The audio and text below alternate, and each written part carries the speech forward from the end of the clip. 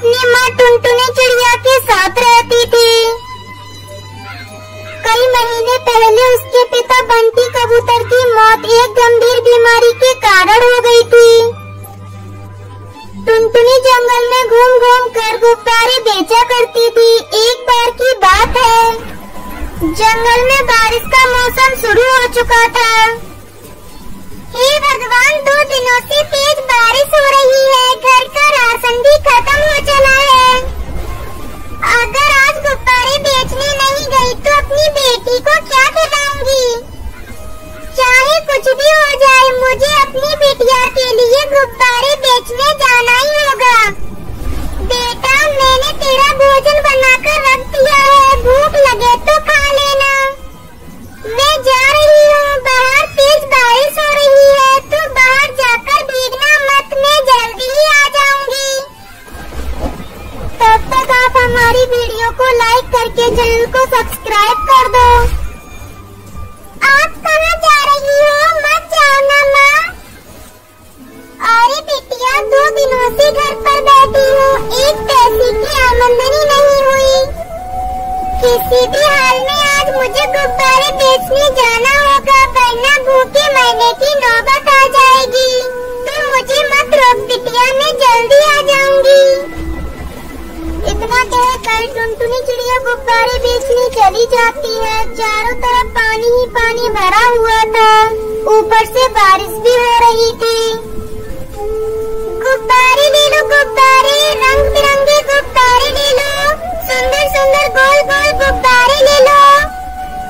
सुंदरी कौवी अपने घर की खिड़की से टुनटुनी को बारिश में गुब्बारे बेचते हुए देखती है तो कहती है, अरे टुनटुनी, पगला गई हो क्या? इतनी तेज बारिश में गुब्बारे बेच रही हो, कौन खरीदने आएगा तुम्हारे गुब्बारे?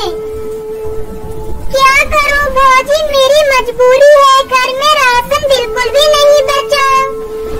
पापी पेट को भरने के लिए चाहे आंधी हो या तूफान, मुझे जाना ही पड़ेगा।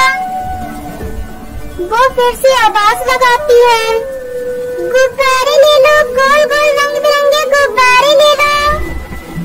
इसी तरह वो सड़क पर आती है, तभी एक कार आकर उसके पास रुकती है। अरे बहन, आज मेरी बेटी का जन्मदिन है, इतनी तेज बारिश में सारी दुकानें बंद हैं। आप ये सारे गुब्बारे मुझे दे दो और ये लो 500 रुपए। टुनटुनी 500 का नोट देखकर बहुत खुश होती है। वो उन रुपयों से खाने पीने का बहुत सारा सामान खरीदती है और वो घर की तरफ रवाना हो जाती है। और वो पानी में डूबने लगती है, उसके हाथ का थैला भी पानी में गिरकर बहने लगता है। अरे पकड़ो, कोई तो मेरे थैले को पकड़ो, इसमें खाने का सामान है, अब मेरी बच्ची क्या खाएगी? अरे ओ बहन, जल्दी से मेरा हाथ पकड़ लो, नहीं तो पानी में डूब जाओगी। नहीं भैया, मुझे अपनी परवाह नहीं, मुझे तो बस किसी हाल में इस थैले को बचाना है। टुनटुनी अपने थैले को पकड़ते पकड़ते काफी दूर निकल गई। 2 दिन बीत गए, टुनटुनी का कोई अता पता नहीं था। उधर सुनहरी चिड़िया का रो रो कर बुरा हाल था।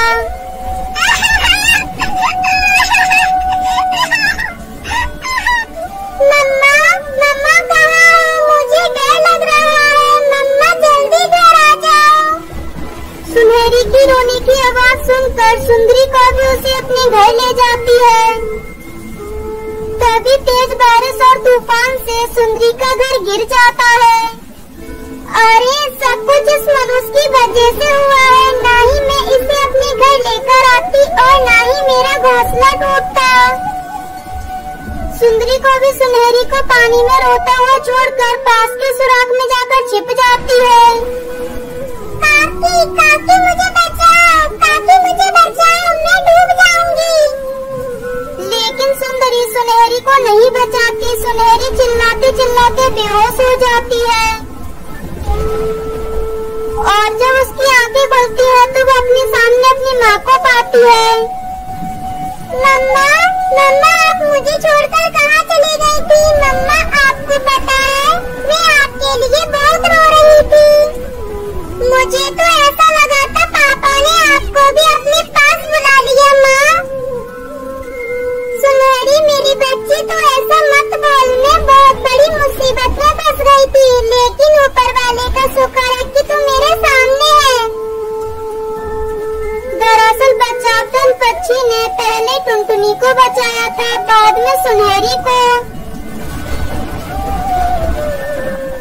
बारिश रुकने पर वो दोनों वापस अपने घर लौटती हैं और भी खुशी खुशी रहने लगती हैं।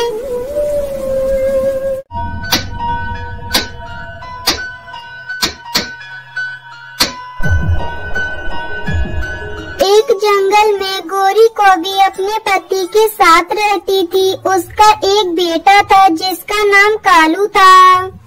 वो शहर की एक बड़ी कंपनी में काम करता था। एक दिन उसने मीनू नाम की चिड़िया से शादी कर ली और उसे लेकर घर आया। माँ, मैंने अपनी पसंद से शादी कर ली है और आज मैं आप दोनों का आशीर्वाद लेने आया हूँ। बेटा, तुझे हम दोनों का आशीर्वाद कभी नहीं मिलेगा। हमने अपना पेट काट कर तुझे शहर में पढ़ाया। कभी हमने तुझे किसी चीज की कमी नहीं होने दी। आज जब तू अपने पैरों पर खड़ा हो गया तो तूने अपनी मर्जी की शादी कर ली। तूने हम दोनों की इजाजत का भी नहीं सोचा। जा यहाँ से, अब तेरा हमसे कोई रिश्ता नहीं है। चलाया यहाँ से और फिर कभी वापस भी मत आना। ऐसे हम दोनों मर गए तेरे लिए। तब तक आप हमारी वीडियो को लाइक करके चैनल को सब्सक्राइब कर दो। माँ जी, ऐसा मत कहिए। पिताजी, आप कुछ कहते क्यों नहीं? आप खामोश क्यों हैं? माँ जी को समझाइए। गोरी कौवी पर मीनू चिड़िया का रोने का असर कुछ भी नहीं पड़ता। वो अपने बेटे और बहू को भगा देती है। ये सब मेरी वजह से हुआ है जी। मेरी वजह से आपके माता पिता आपसे नाराज हैं। सारा दोष मेरा है। अपने आप को सारा दोष देना बंद करो मीनू। अब चलो यहाँ से, शहर में कहीं किराए पर रहेंगे। कालू कौवा अपनी पत्नी को लेकर शहर आ जाता है और किराए के घर में रहने लगता है। धीरे धीरे 2 साल गुजर जाते हैं। इसी बीच मीनू चिड़िया 2 बच्चों की माँ बन जाती है। एक दिन जब मीनू चिड़िया लाडो चिड़िया को भोजन करा रही थी, तभी लाडो चिड़िया अपनी माँ से पूछती है, मम्मी, आप तो कहती हो कि हमारी दादी माँ और दादाजी हैं, पर वो कभी हमारे पास क्यों नहीं आते हैं? आएंगे बेटा, वो अभी हमसे थोड़ी नाराज हैं। इस बार जब तुम्हारी गर्मियों की छुट्टी होगी तब हम उनसे मिलने चलेंगे। इस तरह कुछ दिन बीत जाते हैं। एक दिन अचानक कालू कौवा की तबीयत खराब हो जाती है। ऐसा लगता है कि अब मैं नहीं बच पाऊंगा। अगर मैं मर गया तो तुम बच्चों को लेकर माँ पिताजी के पास चले जाना, वो तुम्हें माफ कर देंगे। ये आप क्या अनाप शनाप बोल रहे हो जी? आपको कुछ नहीं होगा। डॉक्टर ने आपको दवा दी है ना, आप जल्दी ही ठीक हो जाएंगे। समय बीतने लगता है लेकिन कालू कौवा की तबीयत में कोई सुधार नहीं होता और एक दिन अचानक उसकी मौत हो जाती है। रोती बिलखती मीनू चिड़िया अपना सामान बांध लेती है। माँ, हम लोग कहाँ जा रहे हैं? बोलो। बेटा, मैं तुम दोनों को तुम्हारी दादा दादी के पास लेकर जा रही हूँ। अब से हम सब वहीं रहेंगे। मीनू अपने बच्चों को लेकर अपने ससुराल पहुँचती है। क्यों रे डायन, तुझे हमारे बेटे को खाकर चैन नहीं मिला? अब क्या हम दोनों को खाने आई है? माँ जी, मरते समय आपके बेटे ने मुझे यहाँ आने को कहा था। ये आपके पोता पोती हैं, मैं इन्हें लेकर कहाँ जाऊँ? मुझ पर थोड़ा रहम करके मुझे अपने घर में थोड़ी सी जगह दे दीजिए। एक काम कर, तू मेरे पोते को मुझे दे और तू यहाँ से चली जा। गोरी कौवी मीनू चिड़िया से अपने पोते को छीन लेती है और उसे वहाँ से भगाने लगती है। माँ जी, मैं यहाँ से चली जाऊंगी लेकिन मेरा बेटा मुझे वापस कर दीजिए। लेकिन गोरी कौवी उसे उसके बच्चे को वापस नहीं करती। हे भगवान, तुम मुझे इतने दुख क्यों दे रहे हैं? मेरा पति भी नहीं रहा और मेरे बेटे को भी मुझसे छीन लिया। माँ, अब हम कहाँ रहेंगे? तभी मीनू चिड़िया को गीली मिट्टी दिखाई देती है। वो गीली मिट्टी से अपने लिए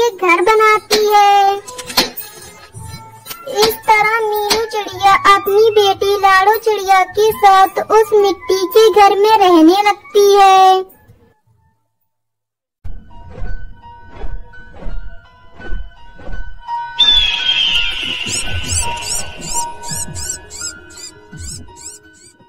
सुंदरवन जंगल में मीनू चिड़िया अपनी सौतेली माँ पिंकी चिड़िया के साथ रहती थी। मीनू की माँ की मौत मीनू को जन्म देते समय हो गई थी। तब मीनू के पिता ने उसकी देखभाल करने के लिए अपनी दूसरी शादी पिंकी चिड़िया से कर ली थी। एक दिन, पिंकी, मैं काम पर जा रहा हूँ, तुम मीनू की देखभाल करना। ये भी कोई कहने की बात है जी, मैंने आज तक आपको कोई शिकायत का मौका दिया है जो अब दूंगी। आप निश्चिंत होकर जाइए, मैं मीनू की देखभाल बहुत अच्छे से करूंगी।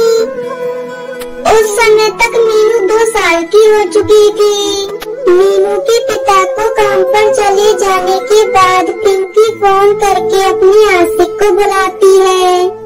कालू, बहुत अच्छा मौका मिला है, सोनू जंगल अपने काम पर चला गया है, अब वो 2-3 दिन बाद ही लौटेगा। तुम किसी तरह इस लड़की को ठिकाने पर लगा दो। देखो, तुम बात तो ठीक कह रही हो, लेकिन लड़की को ठिकाने पर लगाएंगे तो पड़ोस वाले जान जाएंगे। तो तुम ऐसा करो, इस लड़की को जंगल ले जाकर ठिकाने पर लगा दो, किसी को कुछ पता भी नहीं चलेगा और अपना काम भी हो जाएगा। थोड़े दिन बाद उसके बाप से घोंसला भी अपने नाम करा लूंगी, तब उसे भी ठिकाने लगा देंगे। उन दोनों की ये सब बातें मीनू सुन लेती है। तुम बहुत ही गंदी माँ हो, मैं पापा को सारी बातें बताऊंगी। तुम इन अंकल से मिलकर मुझे और मेरे पापा को मारना चाहती हो। कालू कहो, जल्दी करो, इस लड़की ने हमारी सारी बातों को सुन लिया है, अब जी और खतरनाक हो गई है, इसे जल्दी से ठिकाने लगाओ। मीनू वहाँ से भागने लगती है, तब कालू कौवा तेजी से उड़कर उसे पकड़ लेता है। वो मीनू को मारने के लिए घने जंगल में ले जाता है। जैसे ही कालू कौवा मीनू को मारने के लिए हथियार उठाता है, कालू, इस लड़की को मारकर तुम अपने हाथ गंदे मत करो, इसी जंगल में छोड़ देते हैं, कोई जंगली जानवर खा जाएगा। वो दोनों मीनू को जंगल में छोड़कर घर चले जाते हैं। पापा देखो, माँ ने मुझे यहाँ जंगल में छोड़ दिया, मुझे यहाँ बहुत डर लग रहा है, मुझे जल्दी से घर ले चलो। तभी वहाँ एक बूढ़ा उल्लू आता है। जब वो मीनू को रोते देखता है तो उससे पूछता है, बेटा, तुम इस घने जंगल में क्या कर रही हो? किसने तुम्हें यहाँ छोड़ दिया? दादाजी, मुझे यहाँ मेरी सौतेली माँ ने मरने को छोड़ दिया, लेकिन दादाजी